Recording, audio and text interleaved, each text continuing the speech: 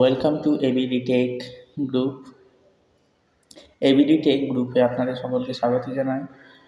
তো আজকে যে জিনিসটা আপনাদের দেখাতে চলেছি সেই জিনিসটা হচ্ছে যে কিভাবে আপনারা নিজে থেকে শ্রমিক কার্ড বা যুবশ্রী বা বেকার ভাতা ফর্ম ফিল আপ করবেন। এই বেকার ভাতা, যুবশ্রী অথবা শ্রম কার্ড ফর্ম ফিল আপ করার জন্য আপনাদের ডকুমেন্টস লাগতে পারে, তার সমস্ত কিছু কিন্তু এই ভিডিওর মধ্যে কভার করা হবে এবং কিভাবে আপনারা অ্যাপ্লাই করতে পারবেন সেই সমস্ত কিছু এই ভিডিওর মাধ্যমে দেখানো হবে স্টেপ বাই স্টেপ। তো ভিডিওটা কমপ্লিটলি আপনারা দেখবেন। আর যদি ভালো লেগে থাকে তাহলে চ্যানেলটা ফলো করে রাখবেন এরপরে পরবর্তীতে নতুন নতুন ভিডিও পাওয়ার জন্য।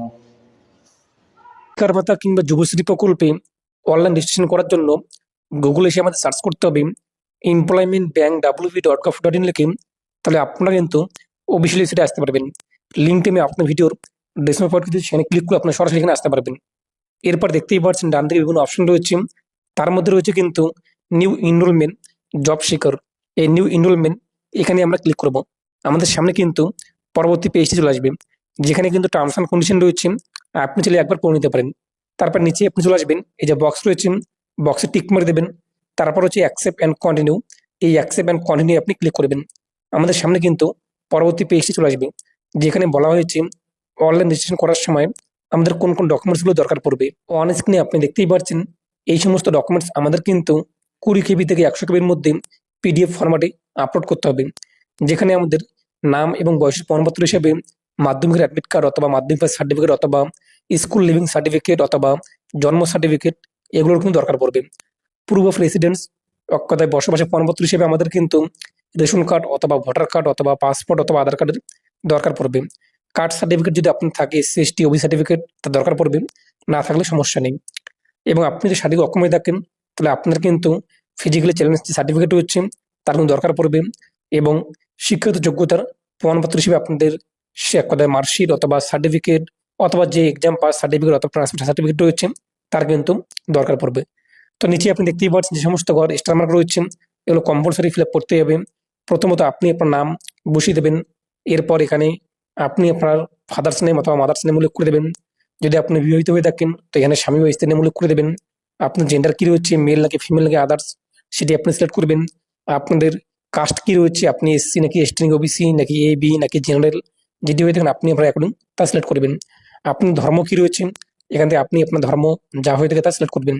আপনি ম্যারিড নাকি আনম্যারিড নাকি সিঙ্গেল নাকি উইডো নাকি ডিভোর্স, আপনি আপনার অ্যাকর্ডিং তা সিলেক্ট করবেন। এরপর ডেট অফ বার্থ আপনার কি রয়েছে, এখান থেকে আপনি ক্যালেন্ডার পেয়ে যাচ্ছেন, ক্যালেন্ডার থেকে আপনি আপনার দিন মাস ইয়ার যা রয়েছে তা আপনি এখান থেকে সিলেক্ট করে নেবেন আপনি আপনার অ্যাকর্ডিং। তারপর নিচে রয়েছে কিন্তু প্রতিবন্ধী, এক কথা শারীরিক অক্ষম কিনা আপনি হলে ইয়েস করবেন এবং কোন টাইপের কত পার্সেন্ট এগুলো উল্লেখ করবেন, না হলে নো করে দেবেন।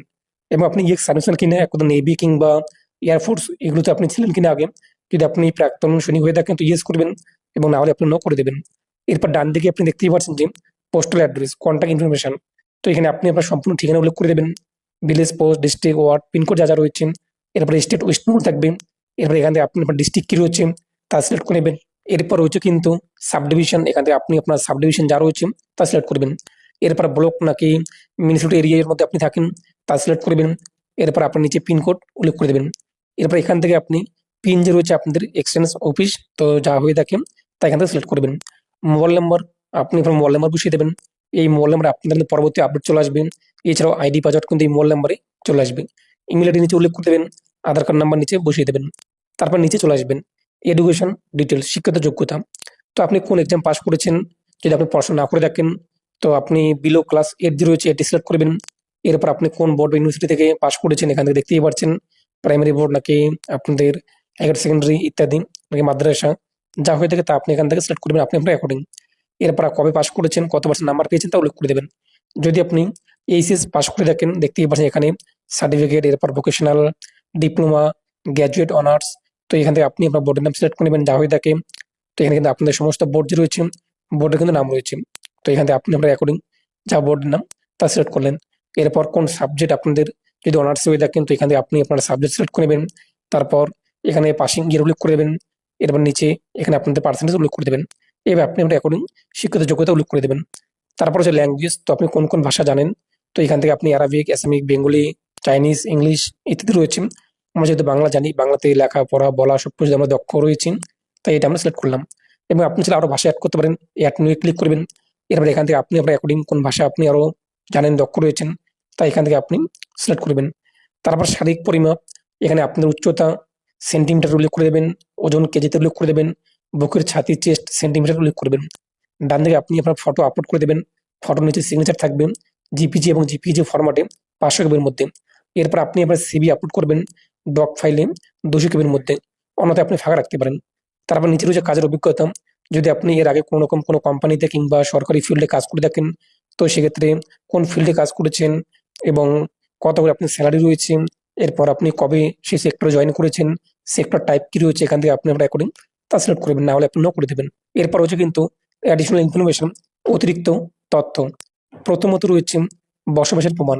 তো আপনি বসবাসের প্রমাণ হিসেবে কোন ডকুমেন্টস দিতে চান, রেশন কার্ড নাকি ভোটার কার্ড নাকি পাসপোর্ট নাকি আধার কার্ড, তো যেটি দিতে চান সেটি আপনি সিলেক্ট করবেন এবং সেই ডকুমেন্টস নাম্বার এখানে উল্লেখ করে দেবেন। এরপর রয়েছে কিন্তু আপনার পরিবার কি বিপিএল পরিবারের অন্তর্ভুক্ত কিনা, যদি হয়ে থাকে সেটা আপনি ইয়েস করবেন, না হলে নো করে দেবেন। এবং আপনাদের এটা ইয়েস উইদিন কান্ট্রি, এটা আমাদের কিন্তু থাকবে। তারপর হচ্ছে কিন্তু অ্যাডিশনাল ইনফরমেশন, আপনি চাইলে এখানে অতিরিক্ত কিছু লিখতে পারেন, যে এই প্রকল্প থেকে টাকা পেলে আপনার সুবিধা রয়েছে, আপনি একটি গরিব পরিবার থেকে বিলং করে থাকেন, এগুলো আপনি লিখে দিতে পারেন অথবা ফাঁকা রাখবেন। নিচে দেখতেই পাচ্ছেন সিকিউরিটি কোড ডিসপ্লের মধ্যে যা শো হয়েছে, আমাদের সামনে শো হয়েছে ক্যাপিটাল কিউ সি পিজি, এরপর স্মল ওয়াই, এরপর ক্যাপিটাল বি। এখানে আপনি দেখতেই পাচ্ছেন এইভাবে আপনি এখানে উল্লেখ করে দেবেন। যদি বুঝতে অসুবিধা হয় সেটা আপনি রিপ্লেস বাটনে ক্লিক করবেন, পরিবর্তন হয়ে যাবে। এরপর এই দুটো বক্সে টিক মার্ক দেবেন, তারপর সাবমিটে আপনি ক্লিক করবেন। তো যখনই সাবমিটে ক্লিক করবেন পরবর্তী পেজটি চলে আসবে। পরবর্তী পেজে আপনার নাম, ডেট অফ বার্থ, এভরিথিং বিষয় কিন্তু শো হবে। প্রিভিউ আপনি দেখতেই পাচ্ছেন। নিচে আমাদের কিন্তু ডকুমেন্টস আপলোড করতে হবে। নাম এবং বয়সের প্রমাণপত্র হিসাবে আমরা মাধ্যমিক অ্যাডমিট কার্ড অথবা মাধ্যমিক পাস সার্টিফিকেট অথবা স্কুল লিভিং সার্টিফিকেট অথবা বার্থ সার্টিফিকেট অথবা ট্রান্সফার সার্টিফিকেট। এখন ধরুন যে আপনি পড়াশোনা করেছেন, মাধ্যমিক পাস করেননি, 8 পাস কিংবা নবম শ্রেণী পর্যন্ত পড়াশোনা করে আপনি বাদ দিয়েছেন, তো আপনি স্কুল থেকে একটি স্কুল লিভিং সার্টিফিকেট সংগ্রহ করবেন, সেটা চুজ ফেলে ক্লিক করে আপলোড করে দেবেন। এরপর আপলোডে ক্লিক করলে আপলোড হয়ে যাবে। এবং আপনি বসবাসের প্রমাণপত্র হিসাবে যে ডকুমেন্ট সিলেক্ট করেছেন, ভোটার কার্ড নাকি আধার কার্ড নাকি রেশন কার্ড নাকি পাসপোর্ট, সেই ডকুমেন্টস এখানে চলে আসবে, সেটিকে চুজ ফেলে ক্লিক করে আপলোড করে দেবেন। এরপর আপলোডে আপনি ক্লিক করবেন। নিচে আপনাদের কিন্তু শিক্ষিত যোগ্যতার সার্টিফিকেট আপলোড করতে হবে, তো সেই মার্কশিটটি আপনি এখানে আপলোড করে দেবেন। তো যখনই ডকুমেন্টস আপলোড হয়ে যাবে এরপর আমরা ফাইনাল সাবমিট করে দেবো। এরপর হচ্ছে ওকে, ওকেতে আমরা ক্লিক করবো। এটা আমাদের সামনে লোডিং নেবে এবং পরবর্তী পেজটি রয়েছে ফাইনাল সাবমিট পেজটি আমাদের সামনে চলে আসবে। তো এখানে আপনি দেখতেই পাচ্ছেন আমাদের সামনে কিন্তু টেম্পোরারি ইবি নাম্বার শো হয়েছে। তো এটিকে আপনি এখান থেকে স্ক্রিনশট অথবা কপি করে নিয়ে নেবেন। তো সেটা আমরা এখান থেকে কপি করে নিয়ে নিচ্ছি। এরপর নিচে আপনি ডেট অফ বার্থ থেকে শুরু করে এভরিথিং বিষয় রয়েছে, আপনি চাইলে কিন্তু নিচে প্রিন্টে ক্লিক করে প্রিন্ট করতে পারবেন। এবং বলা হয়েছে কিন্তু you will receive the user name এবং password only after validation of your enrolment by employment exchange. যখন এমপ্লয়মেন্ট এক্সচেঞ্জ অফিস থেকে আপনার আইডি ভেরিফাই হয়ে যাবে তখনই কিন্তু আপনাদের এই যে এক কথা আইডি এবং পাসওয়ার্ড রেজিস্টার মোবাইল নাম্বার চলে আসবে।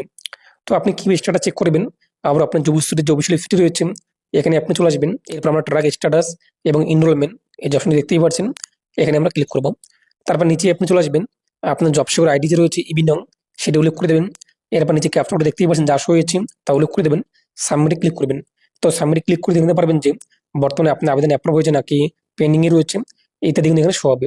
এর পাশাপাশি আপনি আবারও হোম পেজে রয়েছে, হোম পেজে চলে আসবেন। এরপর এখান থেকে আপনি view status in final waiting list of Yuvashree এখানে ক্লিক করবেন। এখানে ক্লিক করার পর আপনি যে ইবি নাম্বারটি পাবেন এক কথা যখন আপনাদের ফর্মটি সাবমিট হয়ে যাবে, অ্যাপ্রুভ হয়ে যাবে, সেই ইবি নাম্বারটি এখানে বসিয়ে দেবেন।